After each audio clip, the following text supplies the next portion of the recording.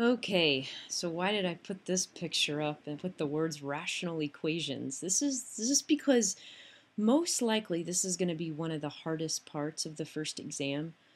For whatever reason, rational equations cause you guys trouble. So I am going to give you guys as many examples as I can, and we will certainly work on these a ton in lab. So let's start out with a definition. All right, the standard textbook definition, note it's in quotes. These are not Angie's words here. A rational equation is an equation that has a rational expression for one or more terms. This is why I don't make you guys read the textbook, because I thought you couldn't define a word using that word. But here we have our typical math textbook definition. All right, so let's put Angie's words into it. What you want to do is you want to think of it as a fraction with x or an expression involving x in the denominator. So let me grab my pen here. Because of this term right here, we have a rational equation. We have a fraction with x minus 1 in the denominator. That's what makes this equation rational. All right, and so here's our expression involving x.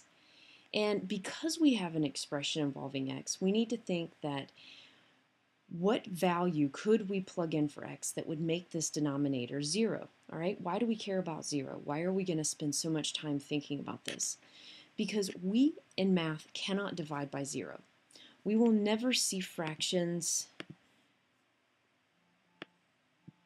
that look like this, right? 2 divided by 0. What is that? That'd be like cutting a pizza into 2 slices when you don't have a pizza. That just sounds ridiculous. All right. In fact, you'll often hear me say our whole mathematical world blows up when we try to divide by 0. All right. So the question is, since we have this x minus 1 cannot equal 0. If x minus 1 cannot equal 0, then what does that mean x cannot equal? Well, if I think of trying to solve this, I could add 1 to both sides, which would give me x cannot equal 1, which is what I'm telling you right here in the little pop-up. All right, so let's actually try solving this problem. Keep in mind from the previous slide, x cannot equal 1. So what does that mean? That means if we solve this entire problem, and at the end of it, we get something that says x equals 1, then we have a problem. And the problem is we do not have a solution. And so rather than typing in or writing x equals 1, we would actually want to write the null set because x cannot equal 1. All right, our next step is kind of going back to linear equations with fractions. We want to multiply every single term by the least common denominator. All right, our least common denominator here is going to be the product of the two denominators. We have a 3 and we have an x minus 1.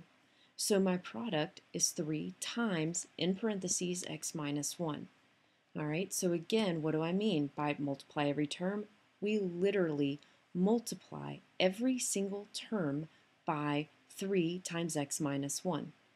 All right, so I want to make sure you guys pay attention, not just the fraction problems, but also this right-hand side. We have to multiply that plain old x by our least common denominator. All right, and so what happens when we do this? We're going to get things to cancel. All right, note here that in this first fraction, technically, this is over 1. And so we have a 3 times an x minus 1 times a 3x minus 1, all divided by 3.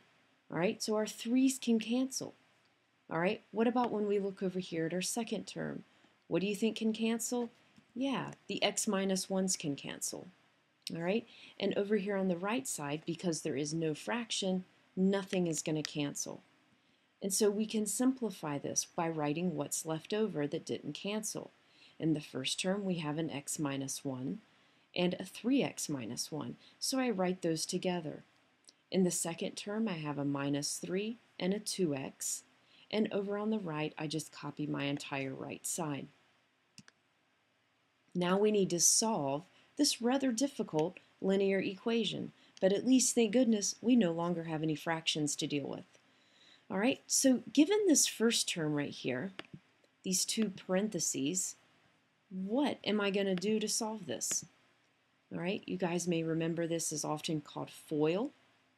All right, and so when I FOIL, I'm going to, let me grab my pen here, I get x times 3x, which gives me the 3x squared. All right, I'm going to get x times negative 1, which gives me minus x. Minus 1 times 3x, which gives me minus 3x. And then lastly, minus 1 times minus 1, which gives me the plus 1. All right, and then I multiply minus 3 times 2x to get minus 6x. And maybe this right side is a little bit difficult for some of you to see. I could reorder this as 3x, because we can multiply in any order, times x minus 1. And usually when I write it in that order, it's a little bit easier to see how I got the 3x squared minus the 3x. All right, now we just need to solve our linear equation. All right, the first thing I'm going to do is I'm going to try to simplify this right side. Because I have a minus x, a minus 3x, and a minus 6x, I can combine all those x's into minus 10x. All right, and then there's nothing else, no other like terms I can simplify, and so now I'm just going to try to isolate this. Some of you may be thinking, whoa, Angie, wait, this is quadratic. I see x squared, it's not linear. All right, but trust me here, let's see what happens. When we subtract 3x squared from each side, what happens? They go away, right? And so I'm left with just a minus 10x plus 1 equals minus 3x. And so I can add 10x now to both sides and get 1 equals 7x. All right, last step, I want to move the 7. I want that x by itself, so I need to divide both sides by 7 to get x equals 1 over 7. Before I jump up and down and go, woohoo, I'm done with this problem, I need to make sure, can x equal 1 over 7? Absolutely. The only number x cannot equal is 1. Well, clearly 1 and 1 over 7 are not the same, and so we have our